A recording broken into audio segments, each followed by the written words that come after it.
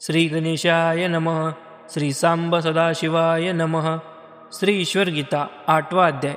हे ब्राह्मणों में श्रेष्ठ मुनिगण, पूर्व अध्याय में कथित ज्ञान से विलक्षण ज्ञान मैं आप सबको सुनाता हूँ। यह ज्ञान ऐसा है जिसे जानकर जीव घोर संसार सागर से तर जाता है। मैं सबसे बड़ा शांत, सनातन, निर्मल, अविकारी, भगवान, केवल और परमेश्वर स्वरूप से शास्त्र में प्रतिपादित हूँ। मेरी माया जिसे त्रिगुणात्मक प्रकृति भी कहते हैं, वही समस्त भूतों का कारण है। उसे महद इसलिए कहते हैं कि सब कार्यों से महत्व गुण विशिष्ट है। उस महद ब्रह्मरूप योनि में समस्त भूतों के कारण हिरण्यगर्भ के जन्म का बीज में बोता हूँ। उसी से यह जगत उत्पन्न होता है, इसलिए इसे भी माया का ही कार्य कहते हैं। माया इसका मूल है। प्रधान पुरुषात्मा जो समस्त भूतों के आदि में प्रकट होता है, तन्मात्राएं, शब्द, स्पर्श, रूप, रस, गंध और मन, स्थूल पांचों भूत और इंद्रिय क्रम से उत्पन्न है। प्रथम करोड़ों सूर्य के समान प्रभाव वाला हिरण्यमय अंड का आविर्भाव होता है। उसी में महाब्रह्मा मेरी शक्ति से संयुक्त होकर प्रकट होते हैं।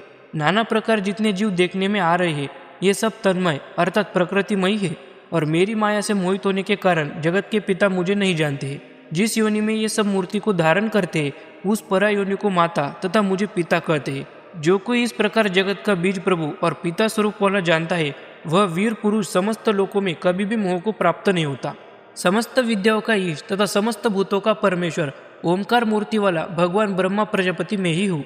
समस्त भूतों में समरूप से स्थित, विनाश को प्राप्त होने वालों में न नष्ट होने वाले मुझ परमेश्वर के स्वरूप को जानता है। सर्वत्र स्वभाव से मुझ परमात्मा के स्वरूप को देखने वाला किसी भी प्राणी की हिंसा नहीं करता।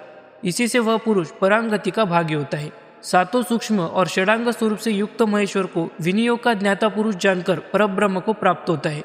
महेश्वर के यही 6 अंग कहे जाते हैं: सर्वज्ञता, तृप्ति, अनादिबोध, स्वच्छंदता, नित्य, अलुप्त शक्ति और अनंत शक्ति। इसे षड ऐश्वर्य भी कहते हैं। 5 तन्मात्राएं, मन और आत्मा, यही 7 सत्व सूक्ष्म कहे जाते हैं। इनका हेतु प्रकृति वही प्रधान है। उसी के द्वारा बंधन आदि होते हैं।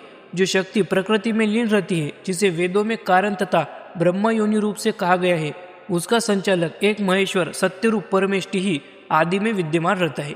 सबसे बड़ा होने से ब्रह्मा, समस्त भूतों के साथ व्यापक रूप से योग रखने से योगी, जीवात्माओं से उत्कृष्ट होने से परमात्मा, गुण विशिष्ट होने से मह्यान, आकाश में भी व्यापक, वेद से ही जानने योग्य, सबसे प्रथम होने से एकमात्र पुराण, जगत का लय करने से रुद्र, प्राण व्यापार का नियामक होने से मृत्यु, स्फुट न होने से अव्यक्त, सबका मूल कारण, सर्वस्वरूप वाला एक देव, वही सब रूप से कहा जाता है। इस एक परमात्मा को कोई अनेक भी कहता है। वे पृथक पृथक नामों से उसका व्यापार करते हैं। अणु से भी अणु, बड़ों से भी बड़ा, विश्व रूपात्मक महादेव शास्त्रों में प्रतिपादित होते हैं। यही बात उपनिषद में भी आए हैं।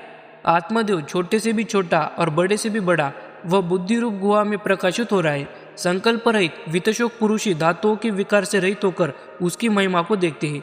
इस प्रकार बुद्धि रूप गुहा में विद्यमान उत्कृष्ट अनंत प्रभाव वाले पुराण, विश्वरूप हिरण्यमय स्वरूप वाले तथा बुद्धिमानों की परम गति स्वरूप पुरुष को जो बुद्धिमान जान लेता है, वह बुद्धि को अतिक्रमण कर जाता है, अर्थात जन्म मरण आदि दुखों से रहित हो जाता है।